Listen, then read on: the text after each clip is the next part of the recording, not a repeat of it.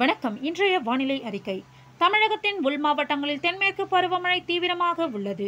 தமிழகத்தின் உள் மாவட்டங்களில் அநேக இடங்களிலும், கடலோர மாவட்டங்களில் ஒரு சில இடங்களிலும், காரைக்கால் பகுதிகளிலும் மழை பெய்துள்ளது. புதுவையில் மிக லேசான மழை பதிவாகியுள்ளது.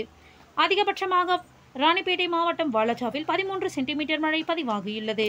இன்று முதல் ஜூன் 12ஆம் தேதி வரை 5 தினங்களுக்கு தமிழகம், புதுவை மற்றும் காரைக்கால் பகுதிகளில் அதிகபட்ச வெப்பநிலை 1 டிகிரியிலிருந்து 2 டிகிரி செல்சியஸ் வரை படிப்படியாக உயரக்கூடும்.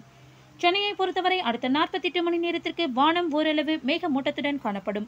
அதிகபட்ச வெப்பநிலை 36லிருந்து 37 டிகிரி செல்சியஸை ஒட்டியும், குறைந்தபட்ச வெப்பநிலை 26லிருந்து 27 டிகிரி செல்சியஸை ஒட்டியும் இருக்கக்கூடும்.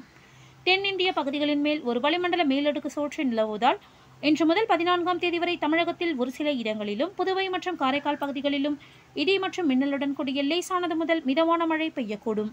இன்று நீலகிரி, கோயம்புத்தூர் மாவட்ட மலைப்பகுதிகள், ஈரோடு மற்றும் கிருஷ்ணகிரி மாவட்டங்களில் ஓரிரு இடங்களில் கனமழை பெய்ய வாய்ப்புள்ளது. நன்றி.